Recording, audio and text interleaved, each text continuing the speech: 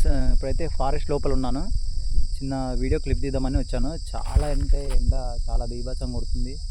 మొత్తం బాడీ అంతా చాలా డీహైడ్రేట్ అయిపోయినా, చెమటలు కూడా ఉన్న వాటర్ అంతా మొత్తం చెమట ధార పోతుంది.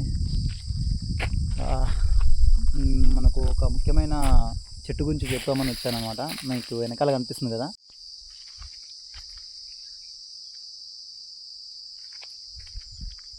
ఇలా పూలు అంటాం. దీన్ని క్యాసియా ఫిస్టులా కూడా అంటాము. అలాగే గోల్డెన్ షవర్ ట్రీ అని కూడా అంటాము. ఇవి ఎక్కువ సంకేతాలు దేనికంటే, ఈ ఎండాకాలంలో మే నెలలో ఎక్కువ ఫ్లవరింగ్ అనేది వస్తూ ఉంటుంది.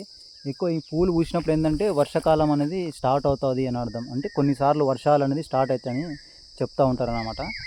ఎక్కువ ఈ ఫ్లవరింగ్ సీజన్ అనేది చాలా ఇంపార్టెంట్ ఫారెస్ట్కి.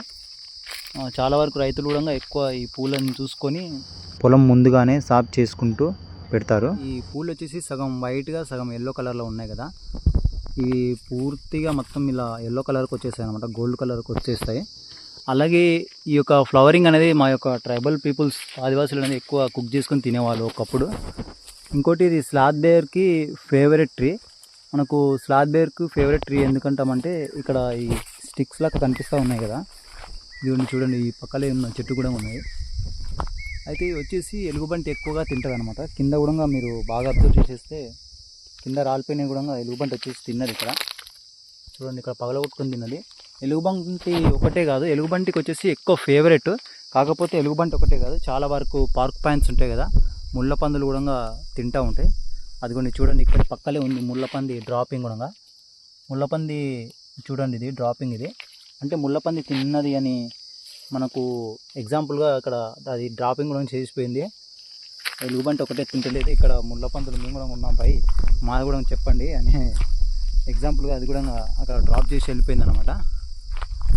అట్లా అడవి లోపల ప్రతి ఒక్కటి దేనికి ఒక దానికి సింక్ ఉంటుంది అనమాట. మీరు బాగా గమనిస్తే ఎలుగుబంటి కూడా ఎగ్జాంపుల్స్ ఉన్నాయి. చూడండి, చెట్టు అయితే ఎక్కింది. చెట్టు ఎక్కడం వల్ల ఇది గోర్లు ఉన్నాయి కదా, ఈ గోర్లు అచ్చులు అనేవి పడ్డాయి అనమాట. చూడండి, కొమ్మలు కూడా ఇరిగిపోయినాయి అది ఎక్కడం వల్ల. అంటే ఈ కొమ్మ దాని బ్యాలెన్స్ ఆగలేక ఇరిగి కింద పడిపోయింది అనమాట కొమ్మ. అలా ఎలుగుబంటి కూడా కొన్నిసార్లు చెట్టు ఎక్కేసి చాలా వరకు ఈ యొక్క రేలకాయలను కూడా తింటూ ఉంటుంది. చాలా వరకు ఎక్కువ తింటూ ఉంటుంది, రేలకాయలను ఎక్కువ తింటుంది. ఈ కాయలను అయితే తింటూ ఉంటుంది ఎక్కువ స్లాత్ బేర్.